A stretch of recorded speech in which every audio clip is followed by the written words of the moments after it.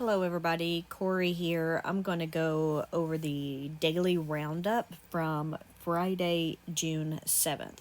Just a reminder, I'm not a qualified licensed investment or financial advisor. I just gather the data, present it to you. So you can use that information as you look at these funds. Reminder, YieldMax ETFs are extremely risky. Make sure you understand the risk of these and the possible loss of original capital before investing in these. I guess somehow the formula accidentally got deleted there before I copied it over. Either that or it was accidentally deleted from here. Nope. Alright. I guess it doesn't matter which one I do. Copy. Hopefully I copied the right cells. No, I guess not. Oh.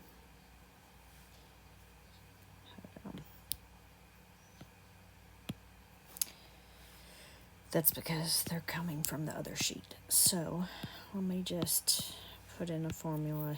Well, I apologize. Right off the bat, we already have an issue.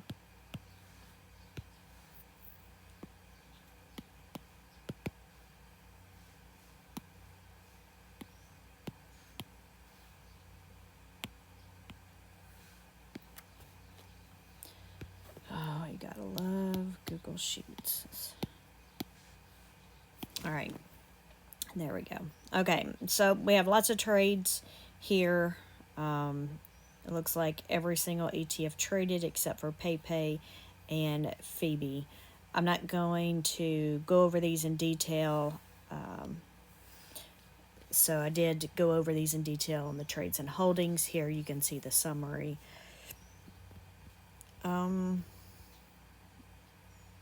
I'm just trying to look. Yeah, I'm just going to leave it at that. So pause the video here if you want to look at the details of these. I will say that I see the, there we go. That's a little bit better if you want to pause and look at these. We'll make this video a little bit shorter today. And then you can't see it. In this data check down there at the bottom for crash 837, that is the long call there. But anyway, here's the net assets and outstanding shares. If you'd like to see this data as well, please feel free to pause. And then we have the end of day Friday, the NAV, and the difference between those. So you can see that data here as well. And then, sorry, let me go back because you might not have been able to see that at the bottom. I apologize, I didn't notice that. All right. Oh, and before I forget, we have snowing next week. So I think I've added it to all my reports. So that'll be on there Monday. Of course, it won't start trading, or it's not supposed to be available for trading until Tuesday, I do believe. Let's look at the prices for Friday here. We have Coney was down 4%. GDXY was down 6%. And Misty was down 2%. Everything else here was 0 or 1% or within what percentage. So if you want to look at that, you can pause it. I'm going to move on to the underlying here. Coin down 5%, GDX down 7%, Moderna down 2%. Oh, I missed it, but JPM was up 2%. MicroStrategy down 4%, ARC down 2%, Block down 2%. The rest of them were within 1%. All right, let's look at just the YieldMax ETFs here in the underline, in the comparison. It looks like the only thing outside of 1% was Block, or Block and Squee. Squee did 2% better than Block did. And then if we look, I don't remember if I redid these numbers, 4, 5, 6, 7, 8, 9. But yeah, so 11 of the YieldMax ETFs did better than the underline, and 9 of the underline did better than YieldMax.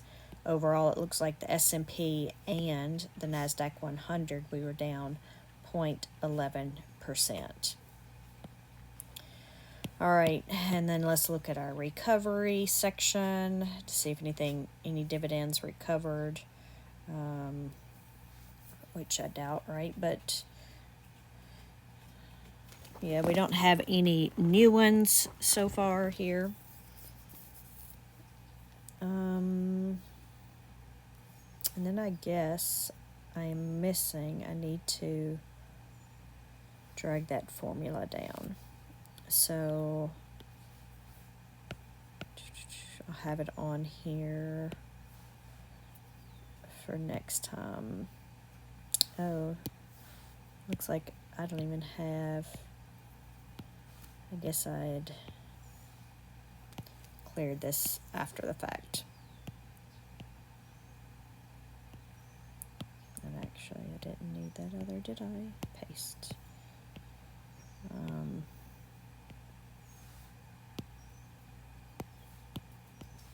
So we can see the percentages here as far as recovery. We actually are down less, or down more than the distribution was.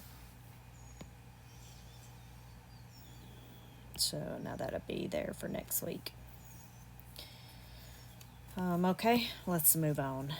So this is what most of you probably care most about for going into next week, is where are we at for our max strike prices. Again, remember, this is the maximum, so take it with a grain of salt. But if you don't want to watch the trades and holdings, there's this, but there may be more to the story. Like for instance, last week, MicroStrategy might have had 6 short calls, but the majority of the strikes were at the first short call. And we were over that for the week, right?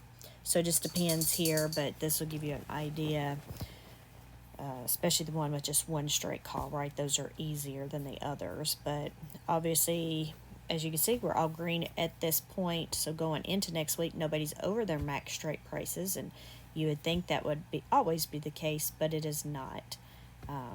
So here's the stat if you want to see it. And then, of course, how this affects the share price and the price and the percentage in column AO and AP. And then we will move on to the the synthetics here. You can see if people are under or over the synthetic. Of course, we want to be over the synthetic, except for the maybe crash at the bottom, because it is a short ETF. But with the markets have been going down, you can see almost all of these are underneath. So these don't expire. Most of these, or all of these, don't expire until July 19th. Sorry. So we got a little bit of month. And maybe it'll be green over the next month and a half, so we will see, and they will come above. But there's that data, and then here's how it's affecting the share price over here. So wow, look at GDX. Why? We're underneath it by $4.47 or 12%. And for the share price, we are down, share price of GDXY, we are down 12% or $2.27 a share. So anyway, that's it. Just want to do a real quick, sorry if you're listening and not watching, but it's just, there's lots of numbers here, and I know y'all don't want me to just read the number, every single one of them. So hopefully you're able to get something out of this, and I will talk with y'all later. Thanks. Bye.